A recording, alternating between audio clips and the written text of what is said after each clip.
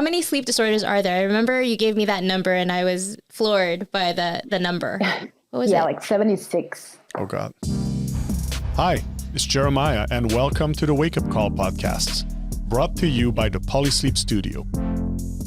Hi, everyone. I hope you're doing well, and I hope you enjoyed the first two episodes. Today, I'm super excited to be with Cheryl, once again, Dr. Cheryl Gilloy, episode 3. And how are you doing?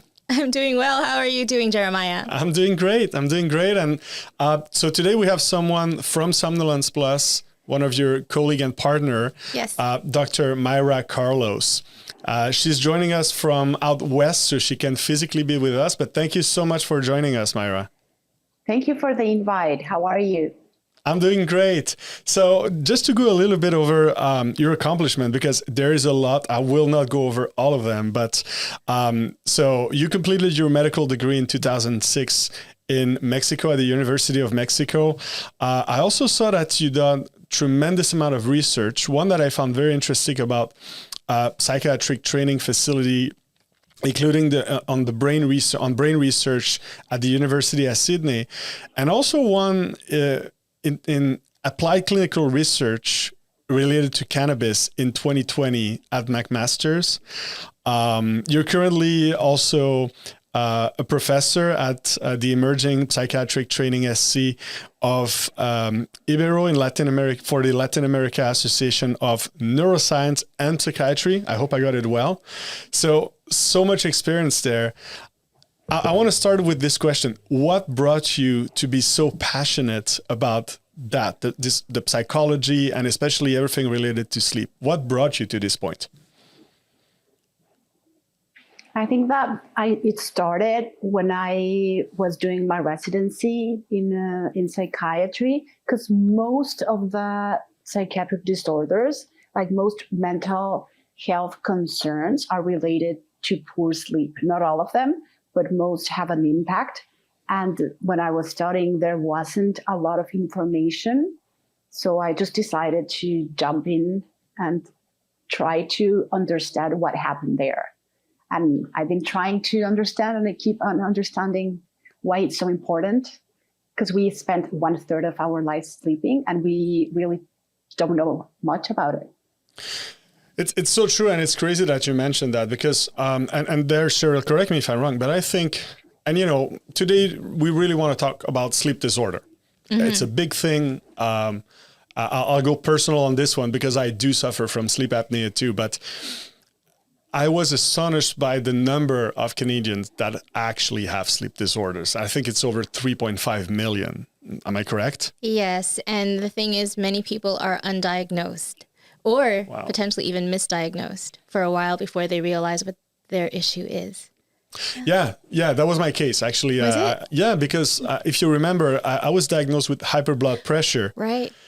And got pills for about a couple of years before I got diagnosed with sleep apnea. So, and I'm sure there's so many people who don't even know what sleep apnea is or how to treat it. But going back to your first point, Mayra, to know that it also impacts everything related to the psyche, to your mental health and your well-being, it's something quite disturbing, in my opinion. And this is something we would like to dig deeper in. We have a lot of questions from our team, from the audience. So let's dig into it. And the first thing that when I say sleep disorder, I think a lot of people will have in mind is insomnia and everything that gravitates around that. So my first question would be, how do we diagnose, and what really is insomnia? Is there a different type of thing? Is it something that happened through time and is ultimately the worst consequences of many bad behaviors? Or is it something also that could be genetic and inherited from other people? Mayra, do you want to give the clinical definition first? Maybe that's a good place to start. What do you think?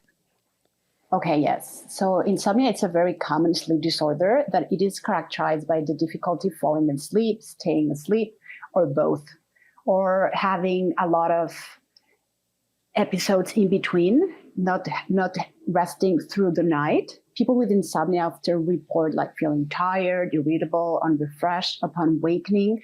And it can be short term, that it's acute, or it can be lasting a few days, even weeks, in which we call it chronic. It can last for years. It can be just a definition by itself, like a diagnostic by itself, or it can be part of a different diagnosis, such as depression, anxiety. Even it can be affected, the possibility to fall asleep. No, I'd say that. Sorry. Okay. So going back to insomnia, is it usually a consequence of something, or it's something that kickstart and then have effects on everything else? Like you mentioned, Mayra, basically. It's like a bilateral relationship, because people with insomnia can be prone to other disorders, and people with other mental health disorders, as part of that diagnosis, can be affected.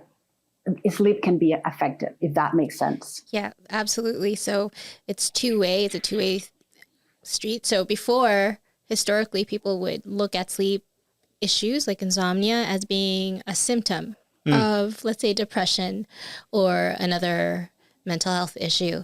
But research has now revealed that actually poor sleep can trigger other aspects of it. And so it could start with let's repeat that.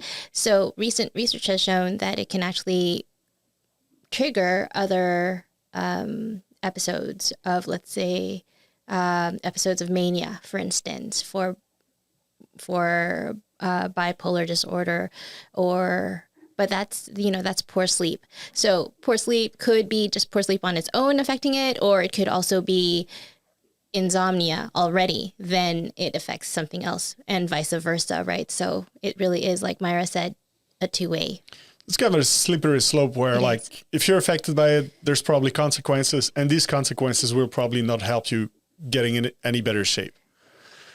Yeah, very circular, right? Yeah. Exactly. And from what we see in previous episode, there's so many external factors that can impact the quality of your sleep, ultimately leading you to that. So unfortunately, and I'll go personal in this too, because as a night owl, technically I could be classified as having delayed sleep phase disorder, right? Which Mayra will talk about. And that's a really interesting classification of sleep disorders, because we have different kinds of sleep disorders, obviously.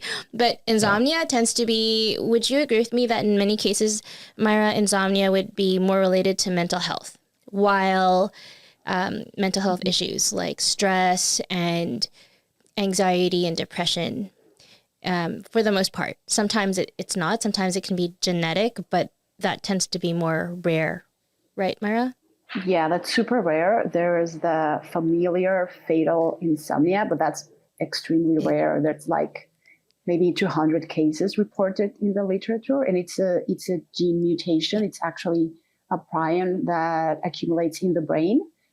That it was very common in an Italian family in the 1800s, but it's extremely rare. Yeah, it's also very serious and very scary. I mean, the first time I read about it, I couldn't believe what I was reading, in the sense that people just stop sleeping.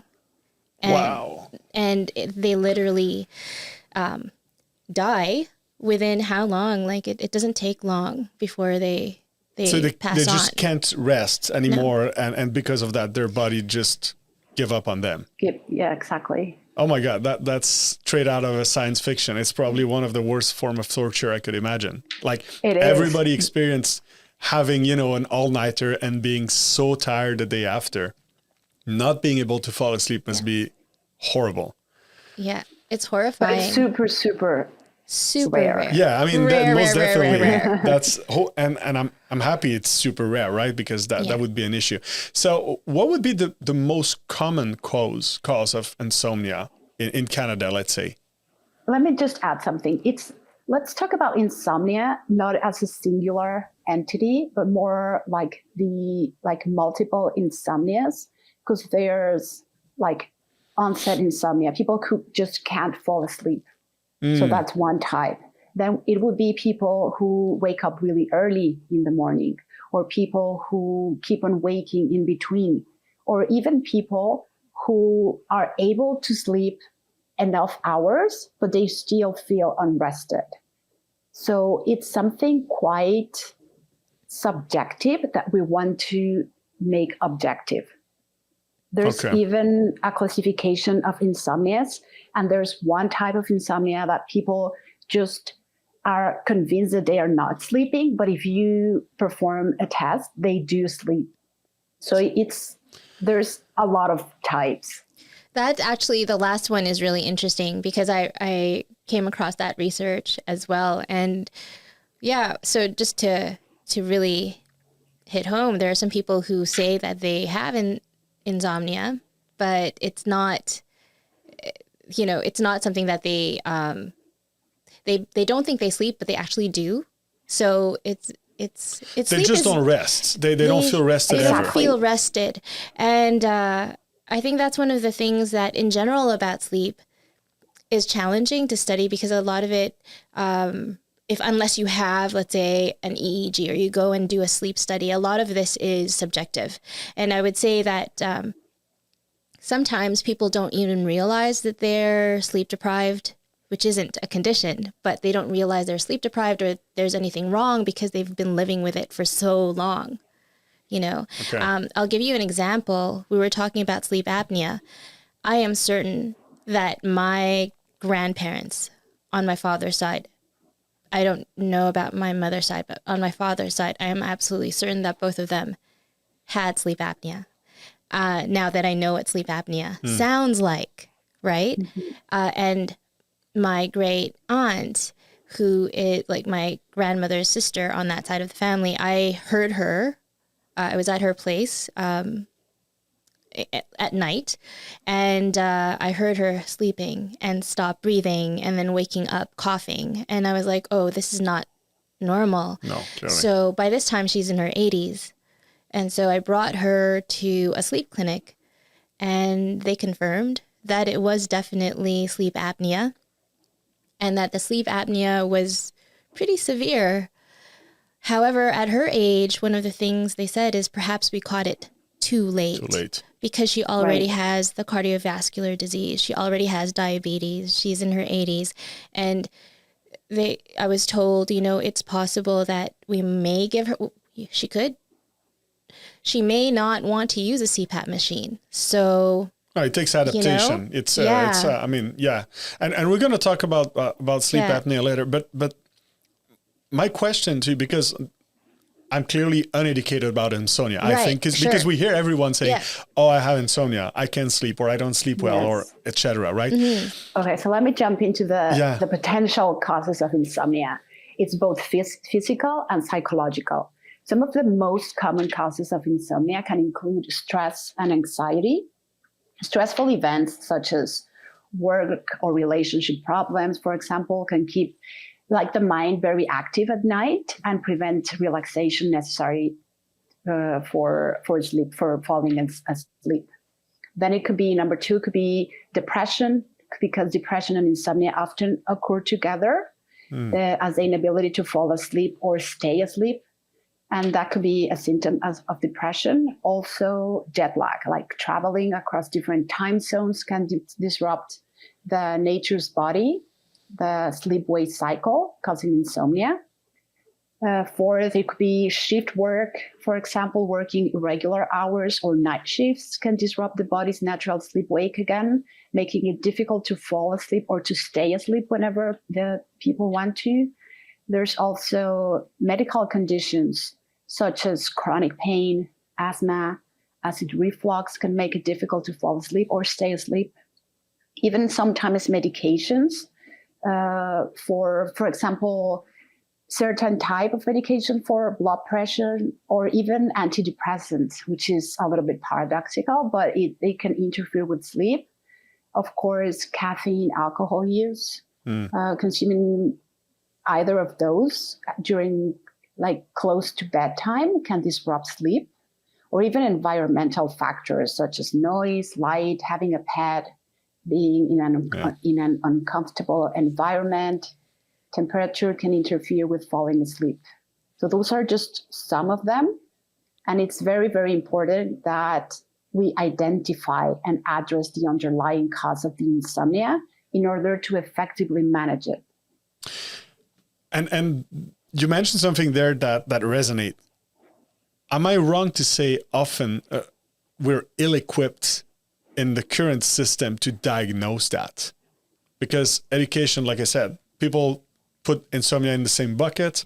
What do I do next? I go see my physician, like I said, oh, you got hyper blood pressure. Here, take some pills. Where do we go?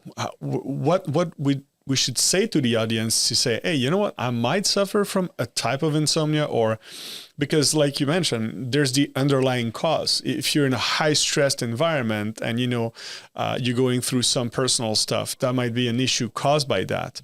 So where do we start from there?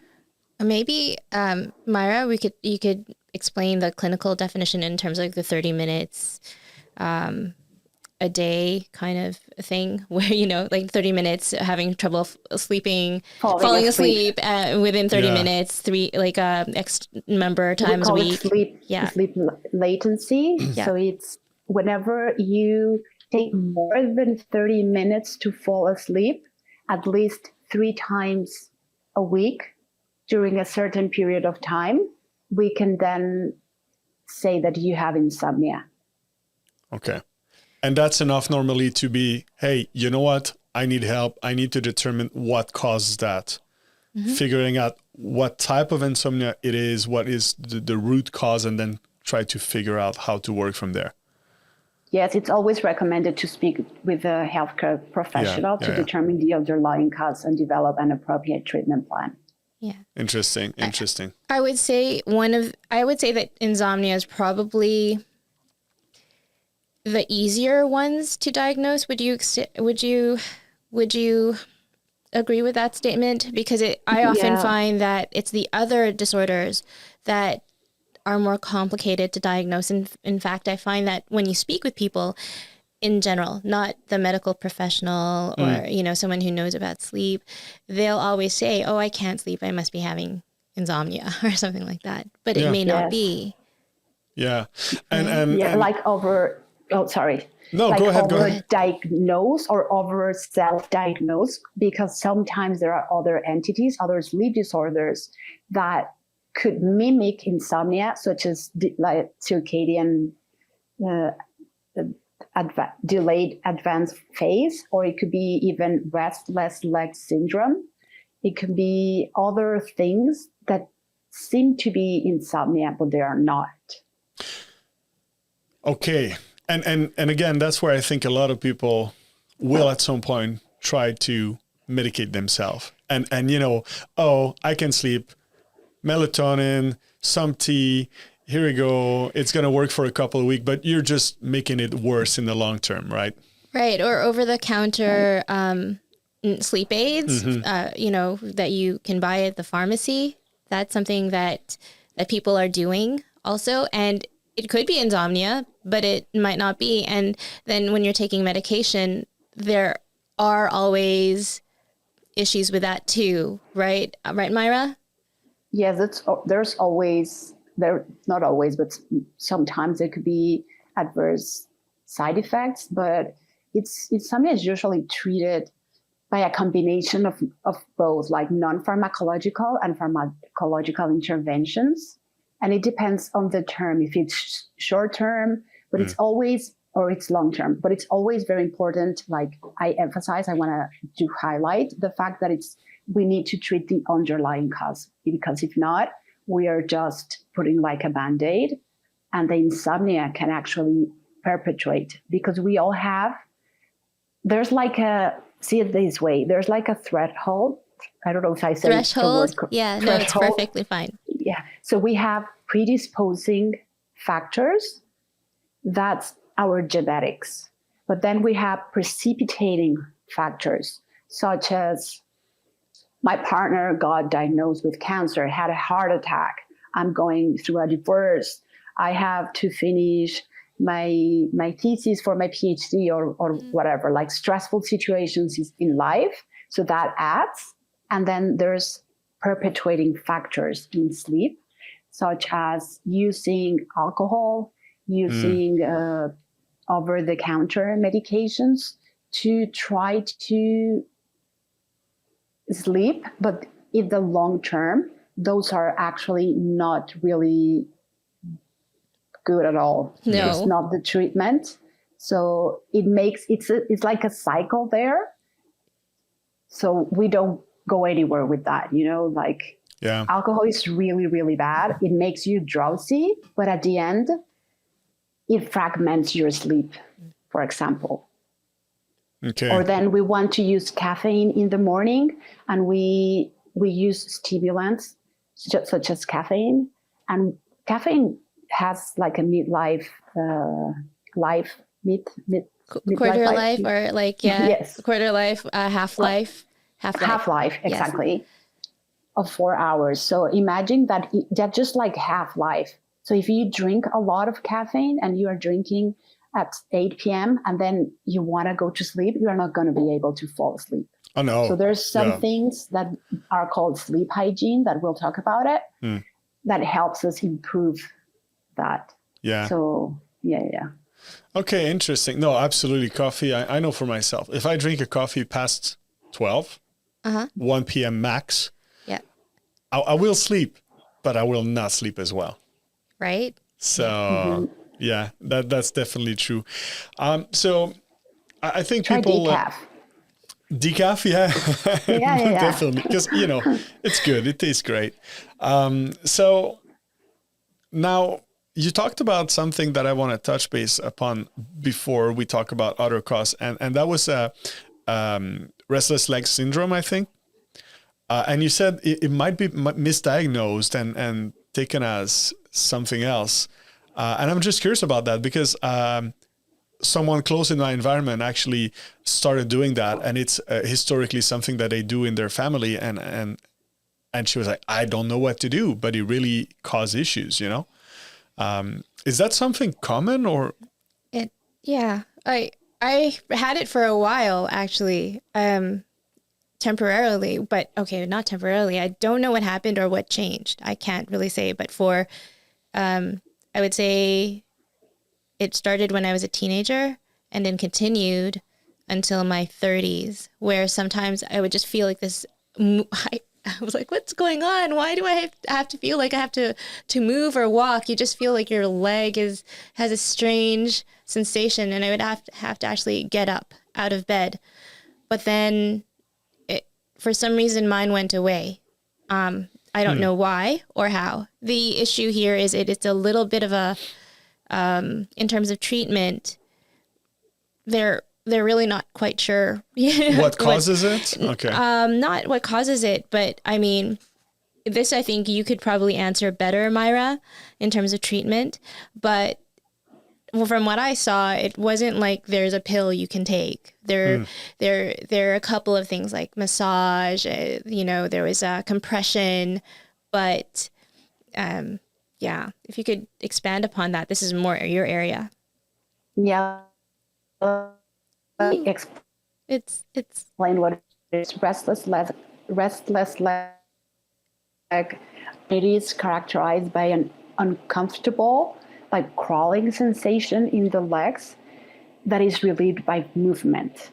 And the symptoms can vary in severity, but they can include the uncomfortable sensation that legs is always people describe it as having like a creeping, crawling, tingling, or like burning sensation.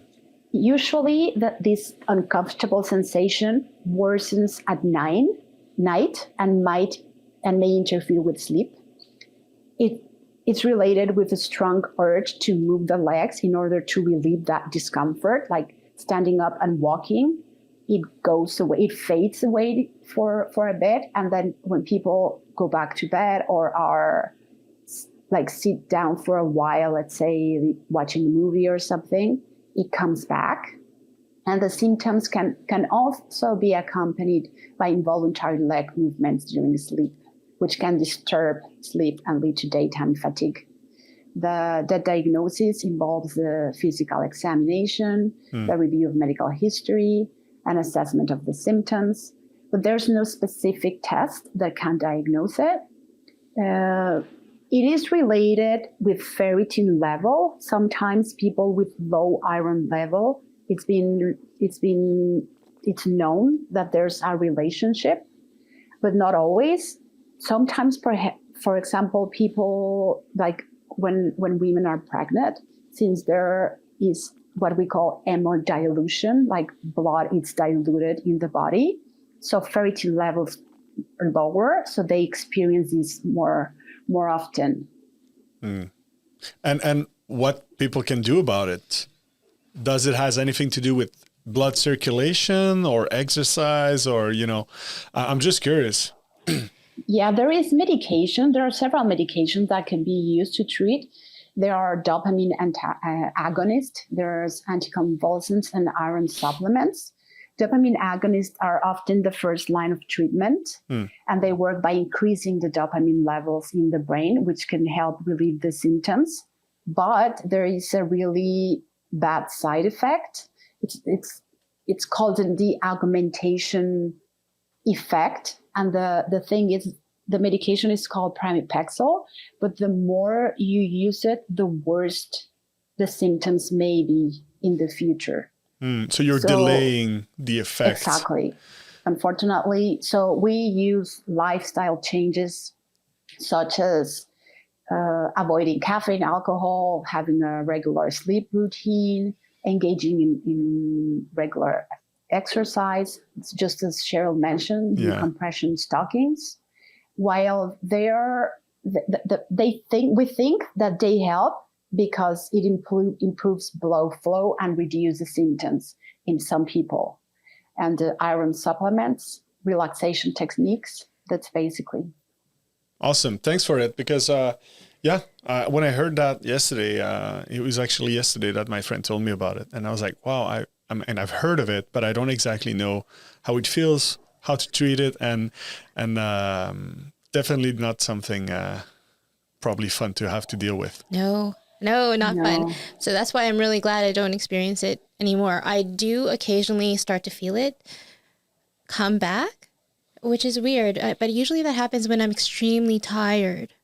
So I guess that's where sleep hygiene is really important. And also, I can only hypothesize at this point, so I don't really want to go there. But I can say that once I started to take better care of my sleep, when I started to stretch and, just work out and do all those things you're supposed to do, at least in my case, my symptoms seem to disappear. And it comes back during high stress periods.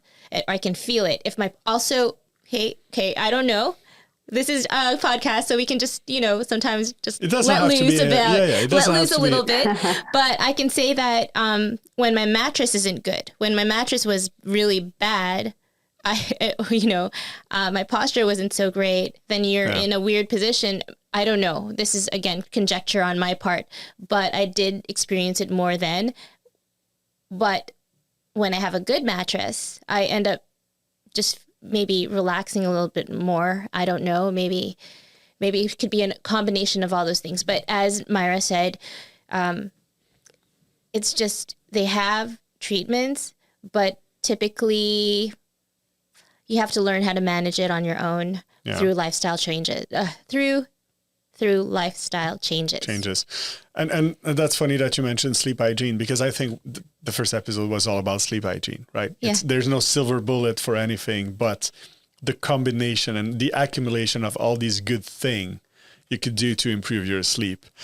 Apart from, and I think, I might be wrong, but sleep apnea, which is something also unfortunately very common, and perfect sleep hygiene might not solve sleep apnea, right?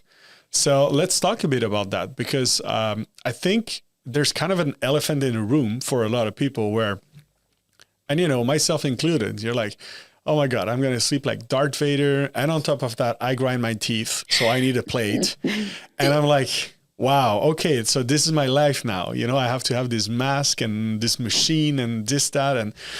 But when you start experiencing the differences, and properly have a good night's sleep, you're like, oh my God, I'm going to look like Darth Vader, no problem. Well, I'm glad that you're one of someone who does that. I do know of people who I've in coaching situations, so I won't mention who they are, but who are who find it challenging to use.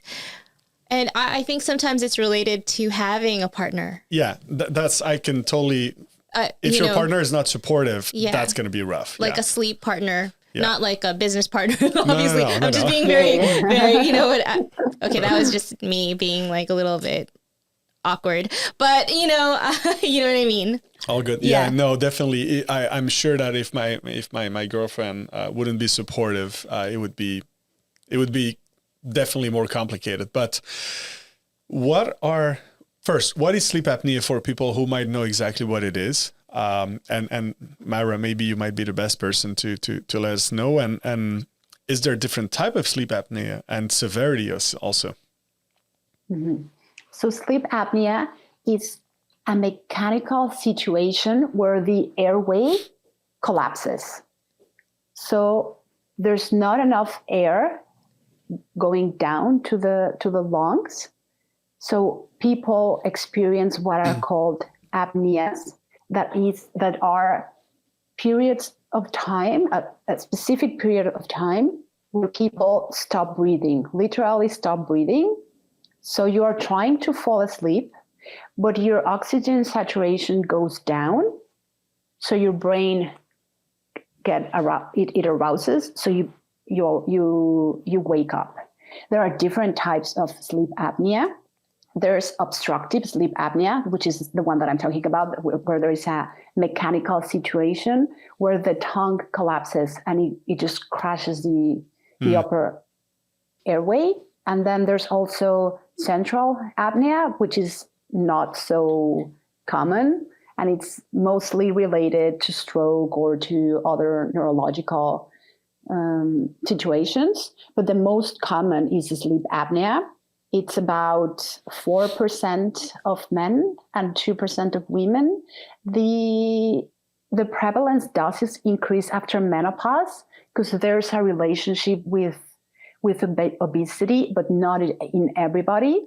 It depends on the anatomical way the bones are structured. So it depends on the temporomandibular articulation and how the tongue prolapses.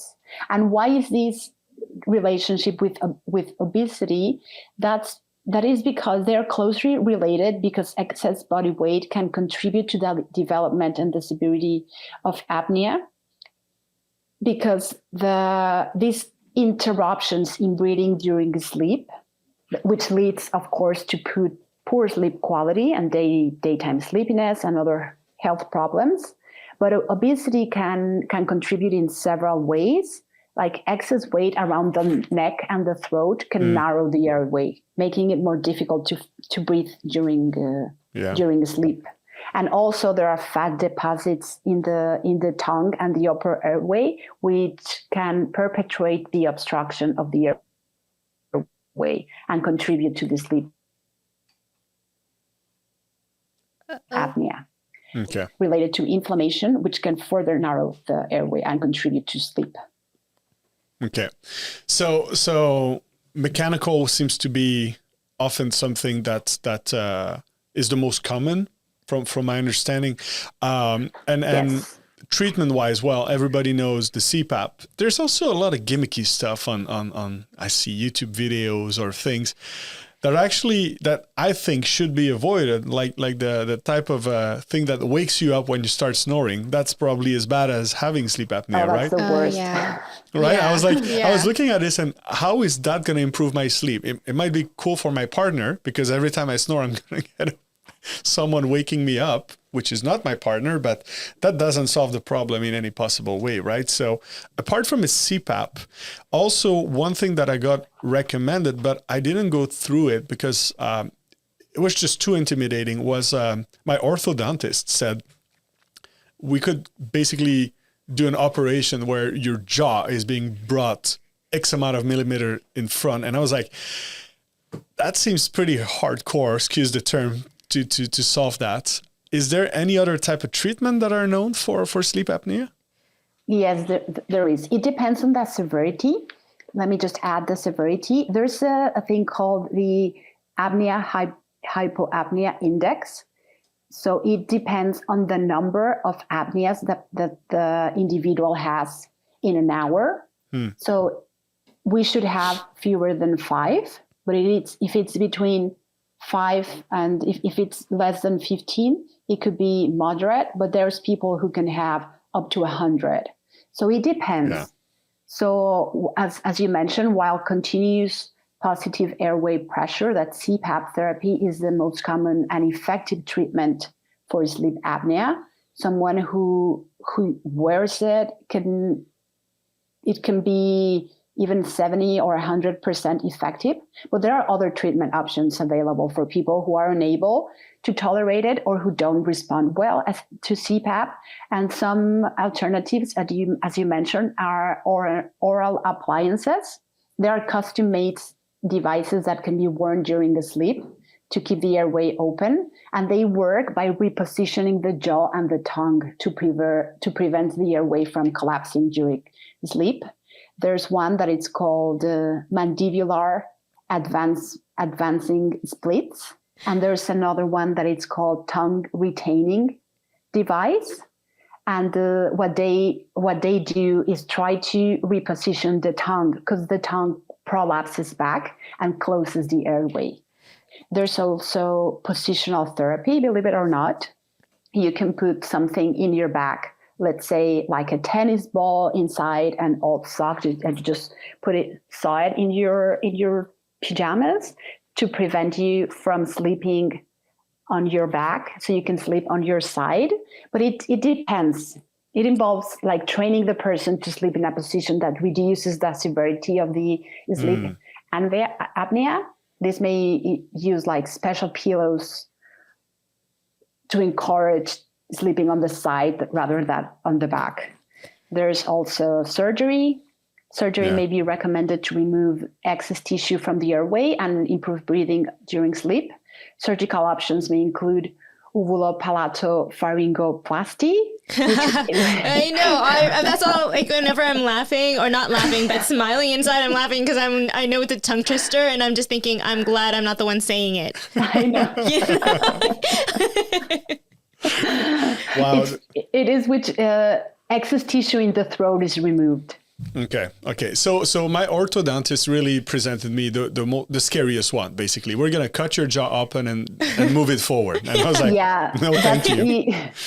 Maxillomandibular advancement, in which the upper and lower jaw is moved forward to open the airway. Yeah. What they want is to put your lower teeth, like the part that moves from your jaw. They want it to advance, so it's further than your upper teeth. Yeah. And then they have to do a whole treatment of Invisalign, and they love that. So, wow. Yes. But I thank you, because I didn't know there were actually so many options. For a lot of people, it's all about CPAP, right? And there's probably an economy associated with that, right? Because these devices are not cheap. They're quite expensive. There's not a lot of brand out there. And most sleep clinics seems to push towards this way than other way. I think it's also because CPAP, from what I understand, is very effective when people use it. I think compliance is the harder thing with CPAP machines, just because they are so bulky. It's better now. From what I've heard, back in the days, it was enormous. It's not that bad. It's not very loud, but yes, you have a mask in your face. So that is the undeniable truth. Yeah. Let me just interrupt you there, and just to finish with the alternative treatments. There's a new one. Well, of course, losing weight is always part of the treatment, but there's a new one that it's an implantable device that stimulates the hypoglossal nerve, and the hypoglossal nerve is the 12th cranial nerve, and it innervates this part. It goes like this, like the jaw, the muscles in the jaw, and whenever it contracts, it pulls the it opens the airway. So it is for people who don't tolerate. It's not obviously not the first option. The gold standard, as Cheryl mentioned, is CPAP therapy, but it's a device that they put just below your clavicle, and then it goes down to the intercostal nerves and up to the hypoglossal nerve. And what it does is that when it senses through the intercostal muscles, not nerves, muscles, that you are having trouble breathing, it only activates at night. It sends a signal to the nerve. So it's quite new, but it's just an FYI. It's another option. That's super interesting. That new technology is eventually helping with that. You mentioned weight, and that's the question. It's a struggle. Many in their 30s are like most of them. Either they try to gain weight or they try to lose weight. In my case, it's try to lose a bit of weight. How significant the impact of losing a couple of pounds or more, for depending on the situation, it could have on sleep apnea? If it's severe, it doesn't really have a lot of impact, although excess weight is always good to keep off. But it can help weight loss can help manage sleep apnea in several ways. I mean, losing weight can reduce the amount of fat on the neck, as I mentioned, and the inflammation. But also, additional to weight loss, for example, if it's like a mild or moderate, it could help. But if it's a severe apnea, it's really not going to make a difference. But the other strategies that can help manage sleep are the oral appliances or the surgeries, of course. But not everything is positive about CPAP, because CPAP therapy can also have potential side effects, including that discomfort. I don't know if, for example, you find the mask uncomfortable, or you may experience like skin irritation or pressure sores, especially in the nose from wearing the mask. There are several types of masks, but also nasal congestion and dryness because of the continuous flow of the air of the CPAP machine. That this could be alleviated by using a humidifier, but also claustrophobia. There's people who may feel claustrophobic or anxious by wearing the mask. Nowadays, they are not as noisy. They are quite not on the silent side, but the sound of the CPAP machine can be disruptive for some sleep people, or even gastrointestinal discomfort. In some cases, that continuous flow from the air can cause gastrointestinal discomfort, such as bloating or gas. Oh, really? Wow. That's interesting. So let's tackle a problem that we mentioned. Sleep apnea is something that touch 4% of the men, 2% of women. And there is that peer pressure from, how people are going to look at me. But let's state, I think, what are the long-term side effects of not treating sleep apnea? Because I think, unfortunately, it's quite... it's serious. Yes, it's very serious. And then how could we suggest maybe partners, because there's probably partners who are going to watch this episode. How can you support your partners in encouraging that treatment, even if it's, a device that is not, that requires some adjustment? So let's talk about how dangerous it can be if left untreated for many years, and how people could, support their partners in that transition.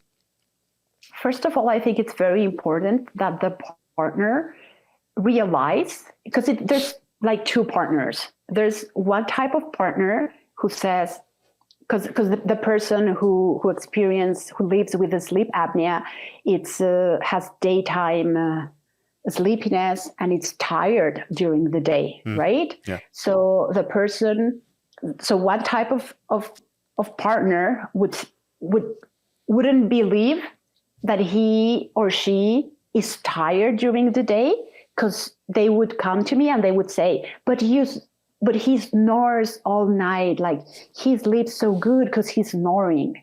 So they don't believe that it's actually there's something happening because they don't realize that there are pauses. And there's the other type of partners who don't sleep through the night because they just feel like the person is just going to stop breathing, like really, really stop breathing, Yeah. So because the pauses they can see the pauses, they can feel them, right? So well, it and then linking it to other health conditions, it is related to high blood pressure, just as in your case. Yeah. For example, you have to think about high blood apnea. If somebody is taking in between 2 or 3 high blood pressure medication and it's not lowering the blood pressure, because there's something called the deep. So what it happens is that during our sleep, blood pressure goes down, and people with sleep apnea are not having the benefit of that dip. So that could lead to heart disease, to stroke, to diabetes. The exact mechanism by which sleep apnea increases the risk of this condition is not fully understood, but it's believed that the repeated periods of breathing interruptions and the result in drop of oxygen level and disruption in sleep may contribute to these sleep problems. Also, cortisol is related to that, but it's estimated that high blood pressure or hypertension, which is a common complication of sleep apnea. And it is estimated that up to 50% of the people with sleep apnea have hypertension. Yeah. So the body experiences increase in blood pressure. So it's like working out constantly, which can damage blood vessels and increase the risk of hypertension. So it's a cycle, so the frequent drops in oxygen associated with apnea also lead to increased blood pressure. So it's just like circle. It's a cycle. It's so true that you mentioned that, because what struck me first, like I said, is my doctor said, "Oh, you do hyper blood pressure. Does people in your family do hyper blood pressure?" I was like, "Yeah, on my dad's side." But then they all snore as well. I didn't knew at the time, right? So, okay. So it's genetic, amlodipine, small amount. It's not too bad. Take that. And I took that for years until a cardiologist that I got referred to told me, "Well, did you ever thought about sleep apnea being the root cause of that blood pressure?" I'm like, "I don't even know what sleep apnea is." And she was like, "Do you snore?" "Yeah, sometimes I snore." And that's when I did the test, and it was actually severe. And the inhalotherapist back in the days told me, "Well, based on your result, it's like if you run about a half marathon every night." Because I had over, I think 80 episodes. Oh, wow. Yes. And he was like, "Yeah, so continue that, and your heart will most definitely be affected in the long term." So I was in my 20s when I got diagnosed with that. So would I be right to say to our audience, if you snore, if you feel tired, and you have hyper blood pressure, please go see a sleep clinic and do a test, because there is good chances there might be sleep apnea being behind that. Yeah. Yes. And you are not the prototype, like the regular guy that we see who is overweighted or obese. It's on their 60s. They have like a really large neck. Yeah. No, and yeah, even the doctor said, no, I have people who are 80 pounds and they have sleep apnea. And I was like, that's crazy. So yeah, exactly. It has to do. Oh, sorry. Go ahead. Okay, go. No, go. It has to do. Go with the facial characteristics. Sometimes people who are for example, in the Philippines, like my background. Yeah, go ahead. You say it. Oh yeah, you want me to say it? Okay. So, by the way, remember what I was talking about earlier, if you want, you can like edit it and put it here. But if you don't, I can just repeat. Okay, so in my family, I am absolutely certain that there are people who had sleep apnea, like my grandparents on my father's side, potentially also my mother's side, but I'm not sure, you know, but on my father's side, I know because I heard them snoring. And when I would go to family parties, snoring was a norm, right? And and I've grown up with that sound. I thought it was just like, you know, that first Snoring is good. It's normal. right, They sleep well. it's normal. Like when you're talking about that couple, you know, that the person's partner snores and that person's like, oh, you know what? I wasn't able to snore, but they were able to sleep really well. Well, you know, at family parties, this is the way it is, you know? And, well, okay, wait, first of all, I have to, people are saying party, where are people sleeping? When it's family get-togethers in a Filipino family, that's a lot of people. So if you happen to sleep over and, you know, you can hear everyone snoring, it's just a symphony. Concert. It's the worst, right? And so I am actually concerned about myself because high blood pressure and diabetes and cardiovascular disease run in my family, both sides. So I wonder if my facial structure or something in my, you know, just the way I've been constructed. Yeah, that's genetic, you know, basically. it's genetic. You know, yeah. So I share some of that characteristic. So if my family, I am pretty sure they had sleep apnea now that I know what it sounds like. And also because when I stayed over at my great aunt's place, my great aunt, I was staying with her overnight. She's in her 80s. I heard her snoring, pausing, and then coughing. Right? And that's for sure a sign of sleep apnea, right? So I brought her to a sleep specialist, a sleep clinic, and they confirmed that it was severe. But they also said that it's possible that we had caught it too late because she is in her 80s. She has cardiovascular disease. She does have diabetes. She has all the symptoms, but she's in her 80s. And using a CPAP machine on her while they gave her the prescription, she didn't want to use it. No. So, you know. And now you mention, you know, someone who's elderly. Yeah. Right? What about kids? Oh. Oh, let me just go Yeah. back a little bit. Sorry about that. Yeah, But okay. I just want to emphasize the fact that sleep apnea has also been linked to diabetes, just as Cheryl mentioned, because we believe that the frequent drop in oxygen level can cause inflammation and oxidative stress, which can also contribute to the development of atherosclerosis, the buildup of plaque in the arteries, and other cardiovascular problems. So it is related to type 2 diabetes. Oh, stroke. Probably because it can cause insulin resistance, which is a condition in which the body becomes less responsive to insulin, leading to high blood sugar levels and increased risk of diabetes. So overall, it is very, very important that people with sleep apnea work with their healthcare providers to identify and manage those situations. And also, I want to add that aging does have an impact on developing apnea. And this is because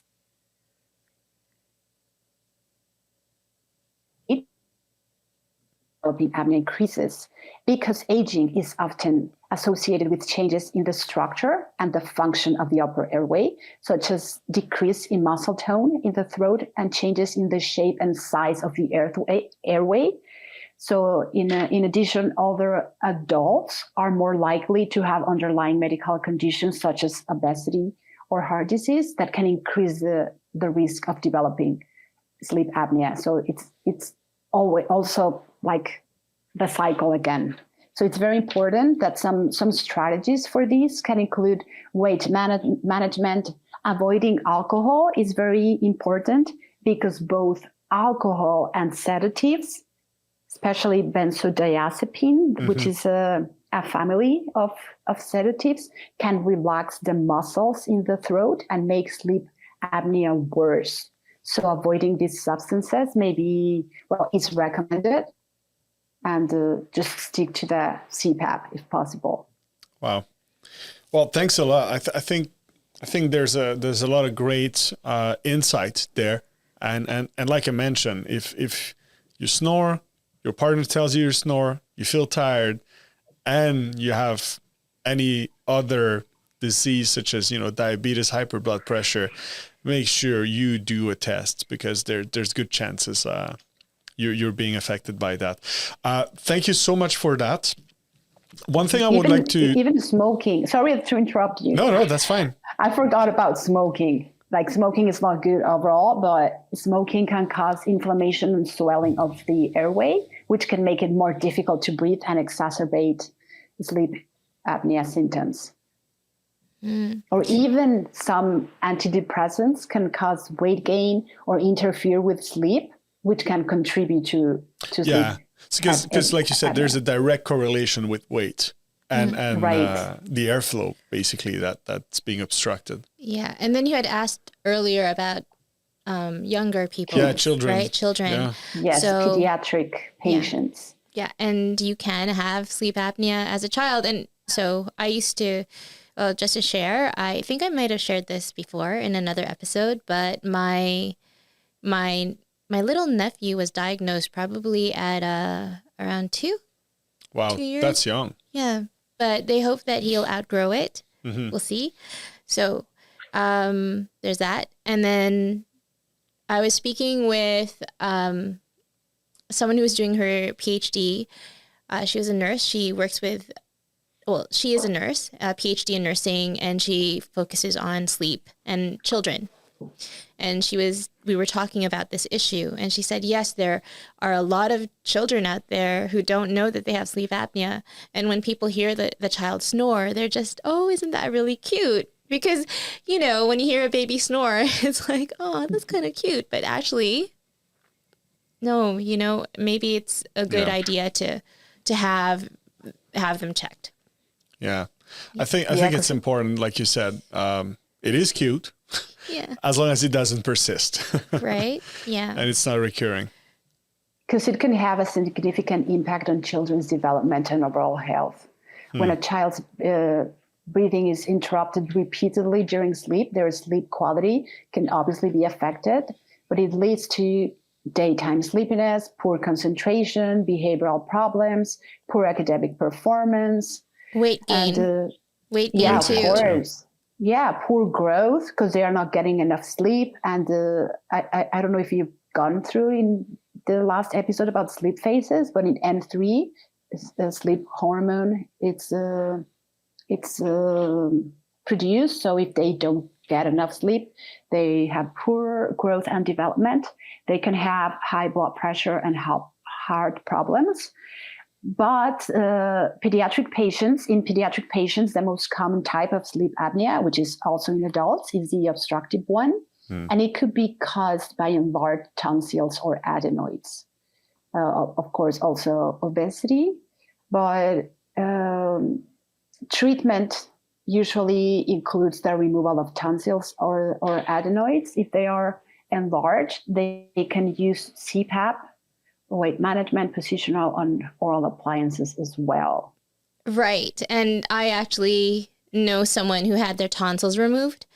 And it's funny, he was very young. He was in his 20s when he had it removed. But I do remember, again, when you hang out with friends and you're all, let's say, at a chalet, a cottage somewhere, and people knew, all right, you get this room. We're all going in this side, right? And you could hear him snore. And we didn't think anything of it. Yeah. But then later on, he realized, okay, no, it is sleep apnea. And he had his tonsils removed. Yeah, it's crazy how loud it can get. It's I have loud. A friend, and the walls are shaking. It's like, oh my God, how can you even survive? Like his girlfriend, I'm like, how can you survive in the same room with this guy? No, it can be that's that's another thing about partners we were discussing about is it will most likely positively impact the quality of your sleep as the partner. If the apnea is treated, because it can get quite loud. Yes, absolutely. So, yeah. So then their quality of sleep, then they develop insomnia or whatever. Exactly, which is like, exactly. you both need to go for treatment at that point. No, I'm kidding, but Yeah, they could be chronically sleep deprived, and that has also other consequences. Basically the same, but there could be other consequences as well. All right. So I want to debunk something here, and we talked about it, but like you mentioned, someone who snore and is loud is not sleeping well, right? Because a lot of people say someone is snoring, oh, he's sleeping like a baby. That's good. Usually, is that something that is related to that, or it might be the case someone snore and that's perfectly fine?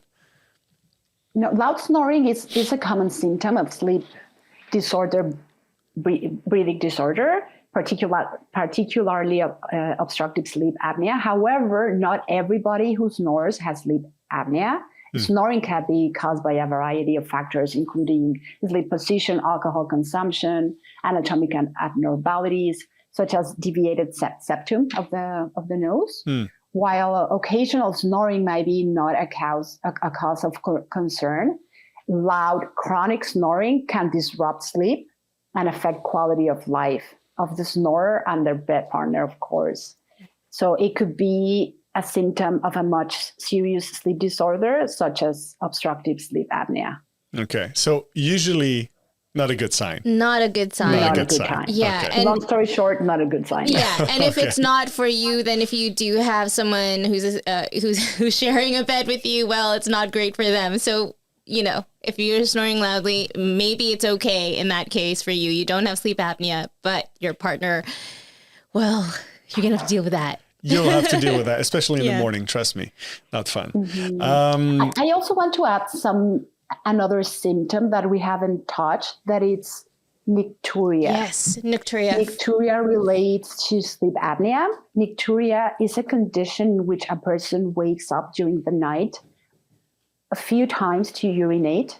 And Oh, the really? sleep apnea condition with a person breathing is repeatedly interrupted, leading to brief awakenings through the night. Yes. And they could co-occur because it causes to trigger the need to urinate due to a shift in fluid balance in the body. And the repeated awakenings can also cause the bladder to become overreactive, leading to the need to urinate more frequently. So it's like bidirectional once again. Yes, that's actually a pretty common issue. And when I was reading about that, I was very surprised, because again, I would see it in my family. So another thing is grinding of the teeth, bruxism. Yeah. So that's also another symptom that sometimes people say, oh, whatever. And I actually do grind my teeth. Yeah, me too. Yeah. I need that plate because that is something that should be treated as well, right? Grinding your teeth. You should definitely go for a plate because that's going to save you tremendous amount of money in the long term at the dentist. Yes. Yes, And it could it there could be tooth fractures.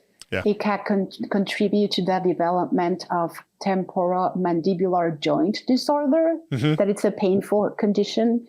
Just here, this is the Yeah, I remember I articulation. had that before I had my plate. Like I certain type of bread, like where you had to chew for a longer period. I was like, wow, I'm getting cramps. Yeah. Until I got treated for that. So I definitely can Yes. relate. It often goes unnoticed until a partner or a dentist observes the sign of tooth wear or damage, or the partner can hear it at night. Yeah. The clenching of the teeth. Yeah. There's so much to talk about, really, when you think about this, we just touched upon insomnia, and I think there were aspects of insomnia we didn't even cover, like cognitive behavior therapy for insomnia being a really good, treatment for it. Here, we're talking about CPAP machines, but we have like also circadian issues. We have, parasomnias. We haven't even gotten to that. And I think we're like... Or hypersomnia is even something, right? Exactly. Narcolepsy. So circadian issues, when we're talking about that, you're talking about things like delayed sleep phase disorder, which is often misdiagnosed as insomnia. And maybe you could talk about that. Do we have time to talk about that? Yeah, let's take some time. You know what? Let's try to regroup because I really wanted to talk about these because people often know about that, but they don't think about how the severity of it. But let's try to touch base a bit upon these if we can quickly, especially since we have you with us, Mayra. I would love to have your feedback on the other sleep disorders, and there's many of them. There are. How many? Mayra, you gave me that number. Wait, it's like, how many sleep disorders are there? I remember you gave me that number and I was floored by the number. What was it? Yeah, like 76. Oh, God. Yeah. Wow. Well, let's talk about narcolepsy. What do you think? Is that interesting? Yeah, I think that's one. Okay. Yeah, definitely. First, what it is. Yeah, let's start with that. Yeah, narcolepsy is a chronic neurological disorder that affects the brain ability to regulate sleep-wake cycles. And it's characterized by excessive daytime sleepiness and can cause another range of symptoms that include cataplexy, that is the sudden temporary loss of muscle tone, often triggered by strong emotions, such as anger, surprise, love. It could be positive or negative emotion. The person can experience sleep paralysis, which is a temporary inability to move or speak while falling asleep or waking, which could be a disorder by itself. But here it's part of the symptoms that they experience. The third one would be hypnagogic hallucinations, which are vivid dreams or like dreamlike experiences that occur falling asleep, or hypnopompic, that they occur while waking up. And they can be very scary, and fragmented nighttime sleep, because they experience disrupted sleep. And it is a relatively rare disorder that it affects 1 in 2,000 people. But the exact cause is not fully understood, but it's thought to be related to a combination of genetic and environmental factors. It has to do with orexin, that it's a neurotransmitter that is produced in the hypothalamus. So they don't produce it anymore. And it regulates the sleep-wake cycle. It's part of the regulations. And there is currently no cure for narcolepsy, but there are treatments available that can manage some of the symptoms. Yes. Okay.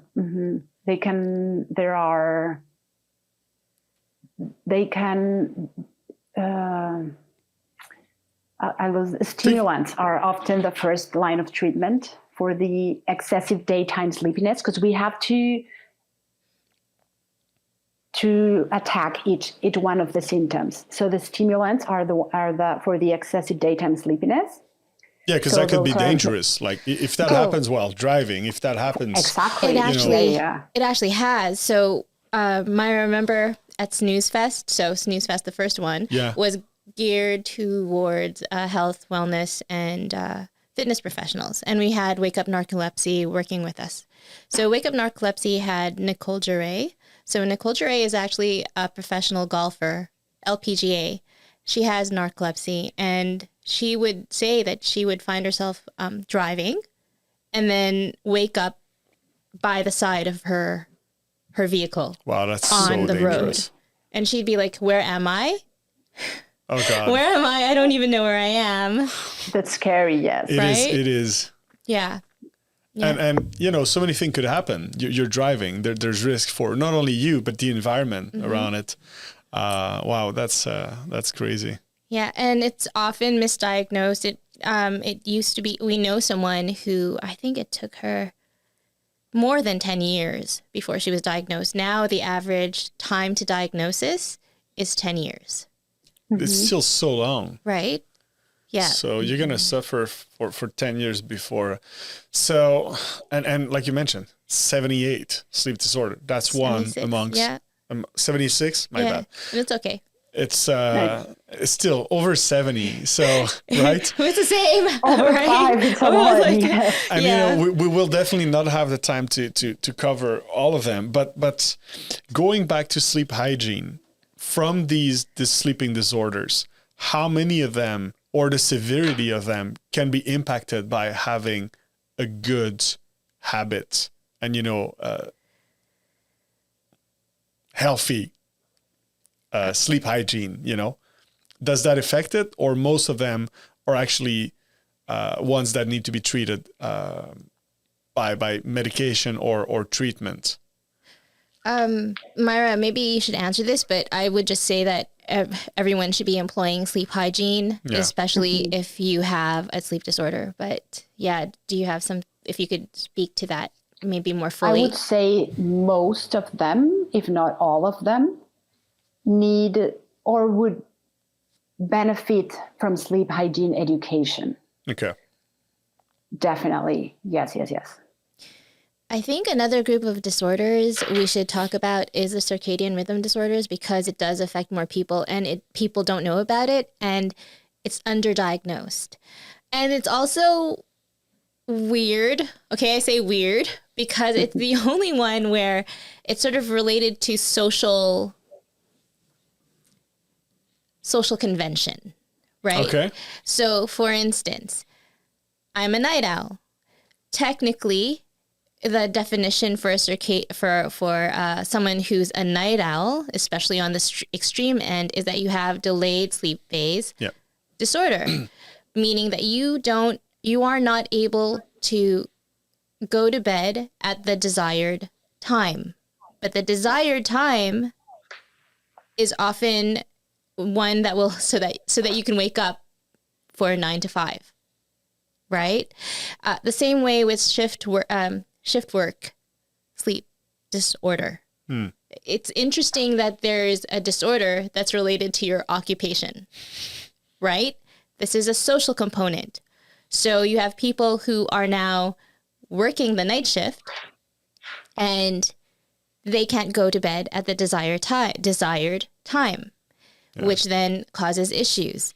So one of the things about these two types, there are other types of circadian issues though that are more serious, but these two types experience sleep deprivation, social jet lag, which we touched upon in the previous discussions.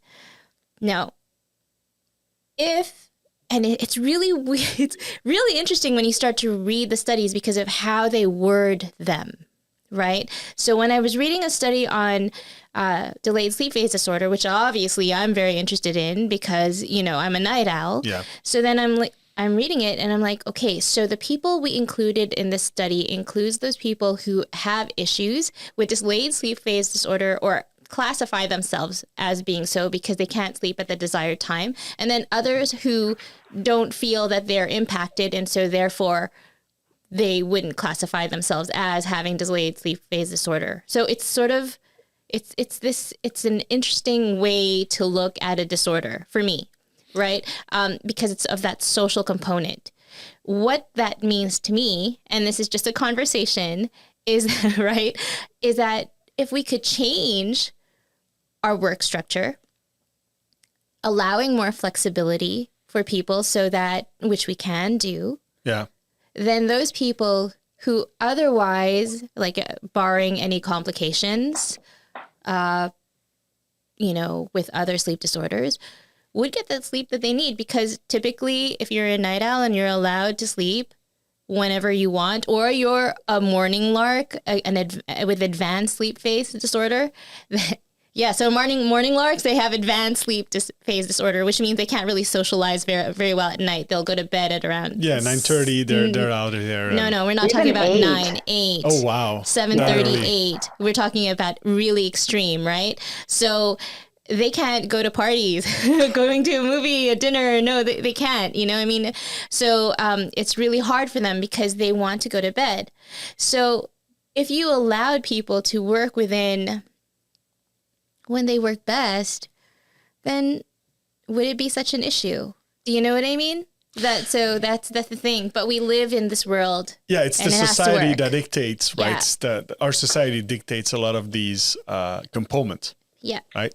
And I think for a lot of these people, but tell me if I'm wrong, how to kind of self-diagnose that would be to, you know, go in camping for 3 days, like try to disconnect from every type of tech and see, you know, when am I tired? When do I want to go to bed? When do I, you know, based on nature, the sunrise, you know, the sunset, when do I feel tired and all that? And try to see, because I think many people don't even know. Right. What And they so, are. so yeah, and I think this is a good place to talk about the difference between delayed sleep phase disorder and insomnia, because a lot of the time, for the most part, I thought I had insomnia. Okay. And then I realized, hey, no, my chronotype is just geared towards the evening, and it's shifted to the extent that, yeah, I could advance it temporarily, but it's going to be shifting. Sorry, that was very Valerie. I said that in such a Valley girl way. Okay. Sorry, guys. So, you know, jeez. Okay. That's fine. But, okay. Yeah. So basically my chronotype is very extreme. And so in that case, what happens is that I can shift it temporarily, but it will always veer back to where it wants to be, which is actually healthier for me. But I can't live that way. So now, if you could just give us the difference between, symptoms, the difference between delayed sleep phase disorder or delayed sleep wake phase disorder, they keep changing the name, and insomnia. That'd be cool. Yes, delayed sleep phase disorder is a circadian rhythm disorder that is characterized, just as you mentioned, as a difficulty falling asleep and waking up at a desired time. And it results in difficulty meeting, just as you mentioned, social and occupational obligations. And it has to do with, as Cheryl mentioned, with your chronotype. Your chronotype is dictated by the clock genes. So it's not a preference. It's not wanting to fall asleep and not being able. Insomnia is wanting to fall asleep and not being able to fall asleep. And the difference here is that you can fall asleep. Let's say Cheryl, for example, at 4 a.m., and she's able to sleep for 8 hours, and she can wake up fully rested, but her hours are just shifted. Does that make sense? But that's funny that you say, we say that it's a disorder, but in reality, it's just that it's a disorder to our society's standards, like you said. Because if the standard would be, we work from, the afternoon until midnight, everybody would have this disorder but you, Cheryl, right? Yeah, that'd be good. Exactly. If everyone was a night shift worker, I'd be great. I'd be like so happy.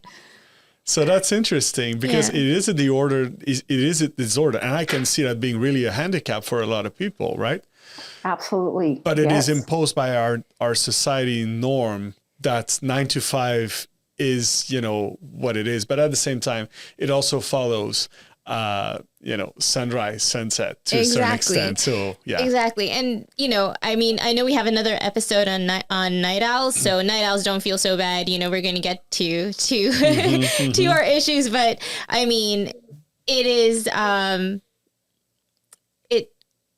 people wonder why we evolved that way. And it could be just genetic variation, or it could have evolved because, this was a cool theory. I don't know if it's actually going to bear out, and maybe we'll never find out. But others say that, we needed people to watch over the tribe while they were sleeping, right. So that is a nice theory. It's a nice theory. You're the night shift, while everybody sleeps, you have to. That's a nice analogy. And it we're makes the total guards. sense. Yeah. Exactly, yes. Because it's research shows that people who sleep together, who have a bad partner, their sleep quality is better. And that could be also something in adaptation, because when we were in caves, people who slept together were more prepared to jump like in an attack, to defend themselves, because they were a whole bunch of people together. Does that make sense? Yeah, no, that makes total sense. And even now, when you look at the army, they condition people to be able to, fragment the sleep and quickly adapt to this. So it's probably not ideal, and it probably have severe consequences in the long term, but yeah. They spend a lot of money on sleep research. The military, the U.S. military for sure does. Yep. That's something we might be able to touch upon in the future. I wanted to know, Janith, if we had any question from the audience today that Mayra, Cheryl, or myself could answer. Why sleep paralysis is a scary experience? And you know what? It's true. Everybody who told me about sleep paralysis, it's never something fun. It's like, what causes that? Yeah. Do we have an explanation for this? Yes. Mayra? She can explain it.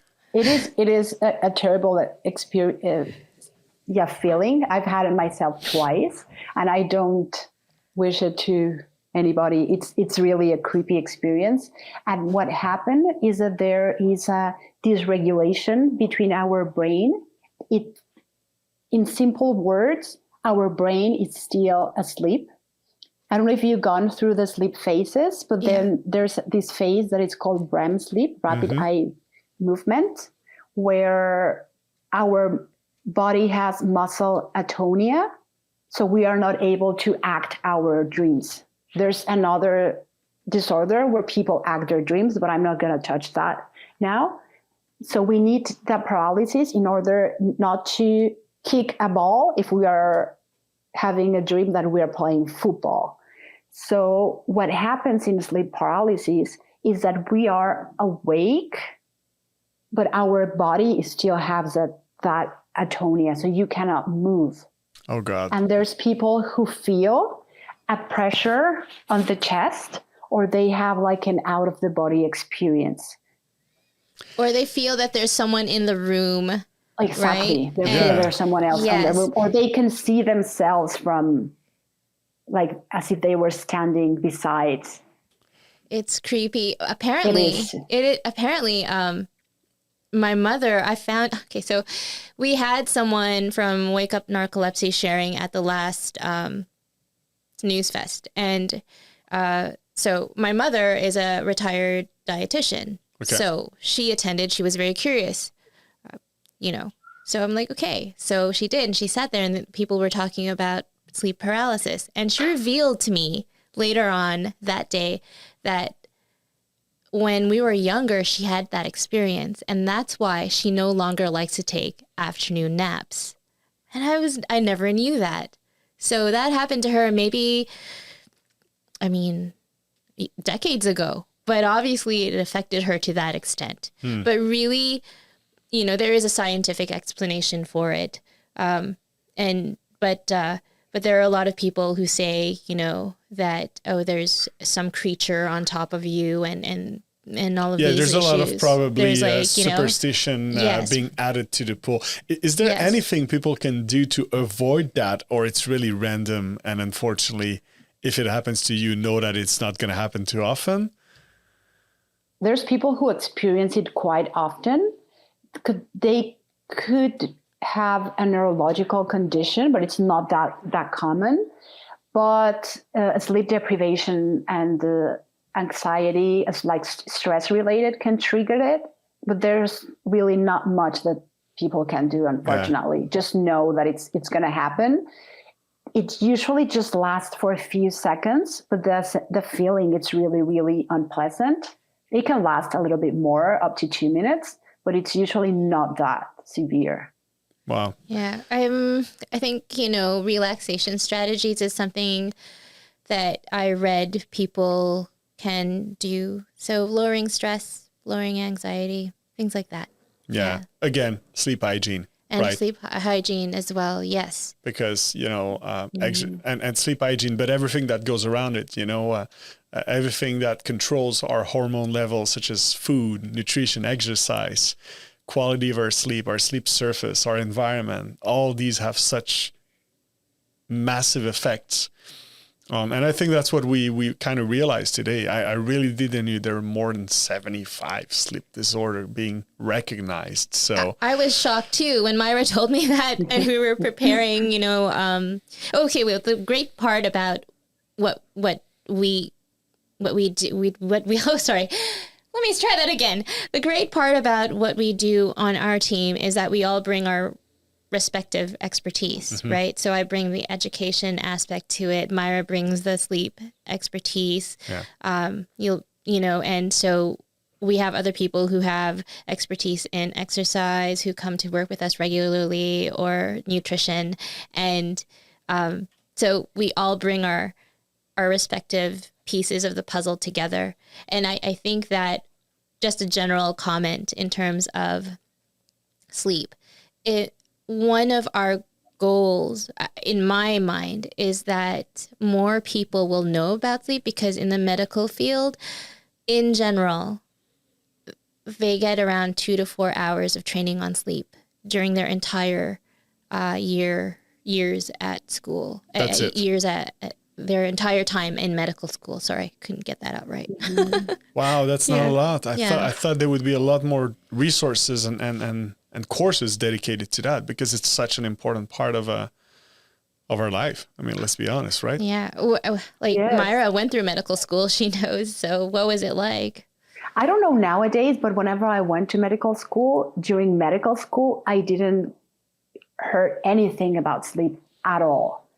It was until the residency that I did have, I think it was maybe a month, but it wasn't like the whole month, It was just maybe 2 hours a week for a month. It wasn't a lot, but I chose to rotate in the sleep clinic, and I absolutely loved it. And I'm grateful I did. Well, let's hope. And that's when I realized, when I realized that everything, like most psychiatric disorders, are related to sleep in one way or the other one. Either you sleep a lot, you don't sleep, it's fragmented, it triggers like mania in bipolar disorders. It's always related. Yeah. And it's very important for our well-being. Let's hope some people who work on programs will listen to us and be like, oh, maybe we should talk a bit more about that, because it is such an important factor that trickle down on everything else, right? Yes, exactly. So. I would say so. And, I think that, not just in the medical field, but in all fields. But I see progress. I think more and more people are realizing or talking about sleep. So this is what we're doing right now, actually, with this podcast, right? Absolutely. Yeah. Mayra, thank you so much for being with us today. Last words I would like to say to the audience is there's a lot of education that needs to happen, and you just brought that up today. I don't think many people knows that there's that many sleep disorder, and education is key there. If anybody have a doubt, from my understanding is, talk to your physician. Do not wait. Do not sleep on this for too long, because there might be an underlying cause or effect that in the long term could be dangerous for your health or your loved one. So thank you so much for being with us. And Cheryl, always a pleasure to have you with us as well. Glad to be here. If people would like to have additional information, Somnolent Plus is probably a good reference to start with. Yes. So if people have questions for Mayra specifically, you can reach her at support@somnolenceplus.com. Wonderful. Any last word for the audience, Mayra? Just start the conversation regarding how you sleep and how it impacts your daily life, because it can impact your mental health, your social life, everything, and do exercise. It helps In with the sleep. morning, if you can, but I rather that you exercise than not, because if you exercise a lot in the evening, it can activate your brain, but it does help a lot. Yeah, it's true. And everybody who did some exercise will definitely know when they stop doing it, how impactful it is on your sleep quality. Yep. So thank you so much for being with us today. Thank you very much, Cheryl. And for the audience, I hope you enjoyed this episode. Like I said, every Monday is the day we have new episodes. If you would like to ask a question, please leave it in the comments below. Do not forget to subscribe and give us as much feedback as you want. We want it to be interesting. We want it to be something that you want to share. And we really do appreciate the time you spent with us today. Thank you and see you soon. Sleep well, Thank everyone. you. Bye. Bye. I hope you enjoyed this episode. Thank you so much for tuning in to the Wake Up Call podcast. Don't forget to subscribe and follow our channel to make sure you don't miss any future episode. Thank you once again. Have an amazing week.